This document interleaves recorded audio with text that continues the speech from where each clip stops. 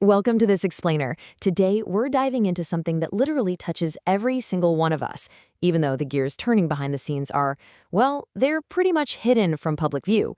We're going to unpack the Sustainability Accounting Standards Board, or SASB standards, for electric utilities. Specifically, we're looking at the exact math behind energy affordability and how utilities actually calculate both the human and financial costs of keeping our lights on. Think about it for a second. Have you ever actually looked at your monthly electric bill and wondered how on earth did they come up with this number? I mean, it's definitely not pulled out of thin air. There are highly structured accounting standards and a bunch of hidden variables dictating exactly what you pay.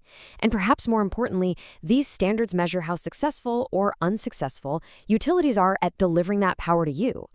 So let's establish what we actually mean when we say energy affordability.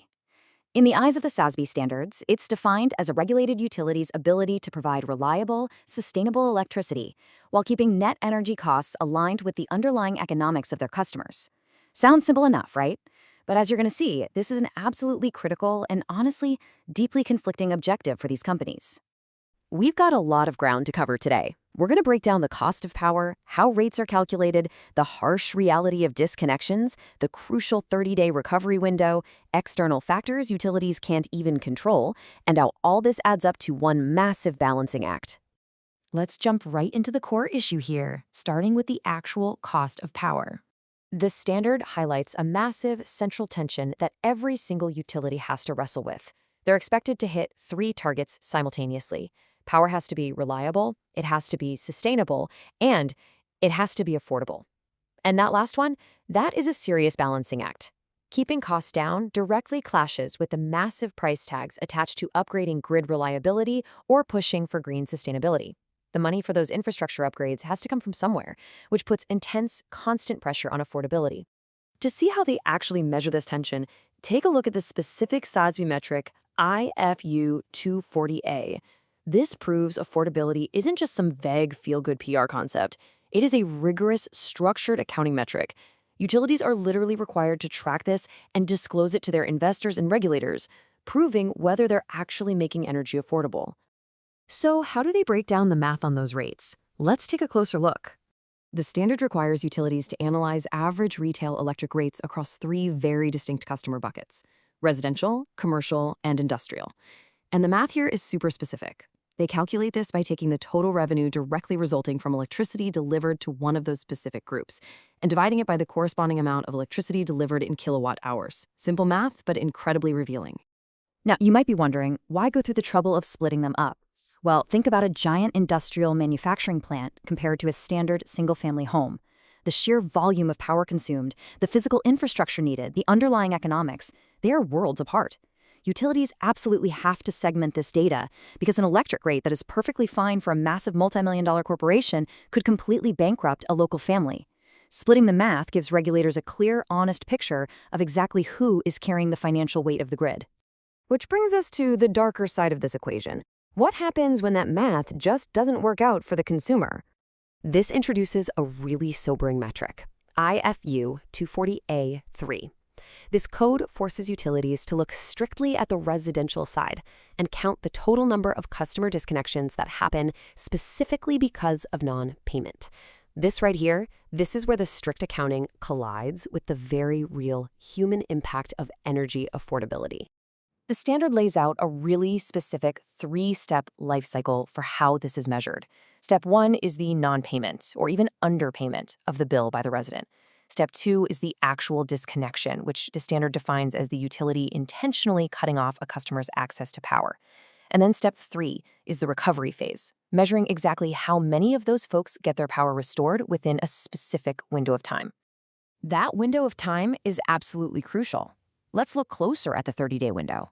Utilities are required to track the exact percentage of disconnected customers who get reconnected within 30 days. And this metric isn't just about tracking people who missed a payment. It's a major indicator of a utility's broader impact on its local community. Because, think about it, if a huge chunk of people are still sitting in the dark after 30 days, that signals deep systemic affordability issues within that utility's entire territory. Now, how do those reconnections actually happen? The standard notes a few acceptable paths. It could be a direct payment of the past due bill, setting up a structured payment plan, or getting enrolled in a bill assistance program. Utilities actually have to discuss how their own internal policies, alongside local government programs, influence these reconnection rates. It really highlights that a utility doesn't operate in a vacuum. They are expected to actively provide realistic ways for people to get their lights back on. But of course, utilities can't control everything. Let's talk about the external factors. Under metric IFU 240A.4, utilities have to report on outside variables. Remember our definition from the beginning? Affordability is driven just as much by the customer's personal economics as it is by the actual energy rate. So utilities have to track the prevailing economic conditions where they operate. We're talking median household income, local poverty, and unemployment rates. They even have to factor in things like extreme weather or local geography that might force people to use way more heating or cooling. And when those external factors take a toll on customers, well, that translates directly into massive business risks for the utility itself. If the local economy tanks, the utility is looking at spikes in non-payment, major uncertainty about whether they'll even recover their operating costs, and serious reputational damage. Basically, if a utility is operating in a struggling area, their affordability metrics are going to take a huge hit, even if they haven't raised their electric rates by a single cent. So, how does this all tie together? It's time to look at the ultimate balancing act. If we look at the SASB energy affordability framework as a whole, it really rests on three main pillars. First, you have the rate math, that average retail rate per kilowatt hour we broke down. Next is the human impact, which they measure through those disconnections and 30-day reconnections. And finally, the outside forces, meaning the external economic and geographic factors. When you combine those three pillars together, regulators and investors get a highly transparent, complete picture of how a utility is actually performing. And if a utility drops the ball on this balancing act, the business consequences outlined in the standard are severe. When energy becomes unaffordable, utilities literally watch customers defect from the grid, setting up their own solar panels and going independent. On top of that, frustrated regulators are going to start denying the utility's rate requests, which crushes the allowed returns on their investments. At the end of the day, a failure in affordability means the utility loses its most valuable intangible asset, the trust of the public and its regulators. I want to read you this direct quote from the standard because it hits the nail right on the head. Regulatory relations are an important value driver for utilities and one of the issues analyzed closely by investment analysts. This proves that managing energy affordability isn't just some charitable PR exercise. It is a foundational, make-or-break pillar of a utility's financial health. If you can't prove your power is affordable, you basically lose your social and regulatory license to operate. So, I want to leave you with this. Think about the prevailing economic conditions in your specific area right now, the job market, the climate, the cost of living. Based on all that, how do you think your local utility would actually score on these strict affordability metrics? It's pretty fascinating because this math is happening every single day, right behind the scenes of your monthly power bill. Thanks for tuning into this explainer and keep questioning the numbers.